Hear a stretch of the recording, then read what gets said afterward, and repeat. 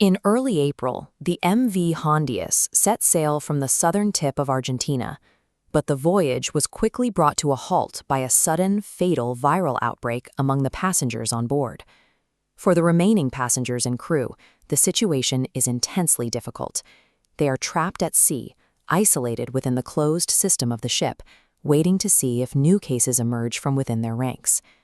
The medical response unfolding echoes the earliest days of the 2020 pandemic. To identify the pathogen, investigators are relying on PCR testing, a molecular biology technique that takes a tiny sample and amplifies specific DNA segments millions of times to find the viral footprint. The results of those tests confirmed a dire situation because there are absolutely no specific treatments or vaccinations available for this pathogen. Medical teams are forced to rely entirely on supportive care, utilizing mechanical ventilators to force oxygen into patients' bodies while their immune systems try to fight it off. With a localized, deadly outbreak moving through a confined cruise ship and no direct cure in sight, it forces a very immediate question. Are we looking at coronavirus 2.0? The pathogen tearing through the ship is not a coronavirus, it is Hantavirus. The name actually describes a wider family of around 20 different viral species, known among epidemiologists for an exceptionally high level of individual lethality. This diagram illustrates the first of two severe illnesses the virus can cause, Hantavirus pulmonary syndrome. It starts with flu-like symptoms, fatigue, fever, muscle aches, but quickly escalates into severe respiratory distress as the lungs fill with fluid. The Centers for Disease Control tracks the mortality rate for this specific illness at 38%.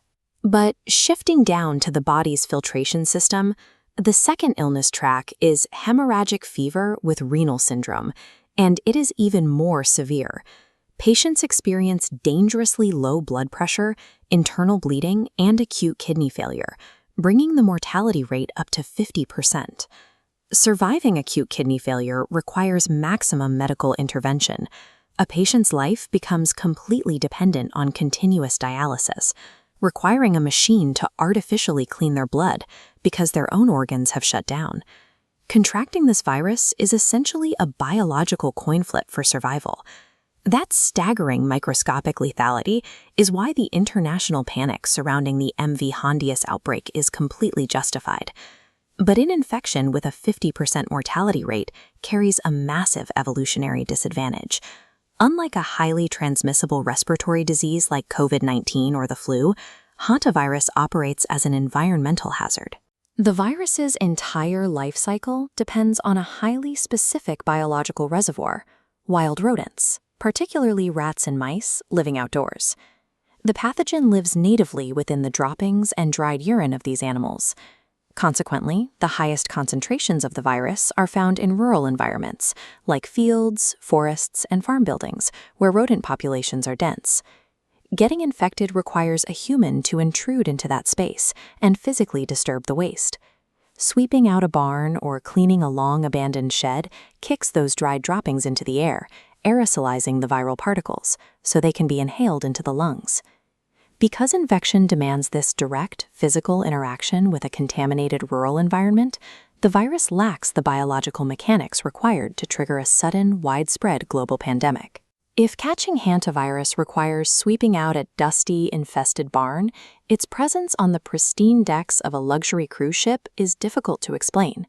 The records of the first two fatalities show a Dutch couple who had spent weeks traveling overland through South America before ever boarding the ship. That specific geography exposed them to a very rare branch of the viral family, the Andes virus, which circulates specifically through Argentina and Chile. This cluster diagram illustrates why the Andes variant is so dangerous. It possesses a mutation that makes it the only version of hantavirus capable of human-to-human transmission. In late 2018, a single infected person attending a party in Argentina passed the virus directly to 34 other people, resulting in 11 deaths. The Andes variant explains the tragedy on the MV Hondius. But even this mutated version requires prolonged, intensely close contact to jump hosts, making it vastly inferior to COVID-19 when it comes to spreading through a population. This is the lethality paradox. Hantavirus is devastatingly effective at destroying an individual human body, but biologically weak at navigating through a human population. Those biological limits offer zero comfort to the people still quarantined at sea. For the passengers of the MV Hondius, the virus remains an active, terrifying medical emergency.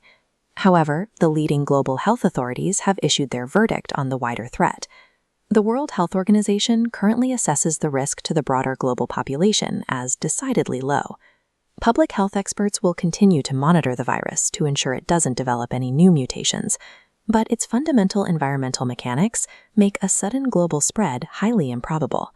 We are a long way from needing another lockdown.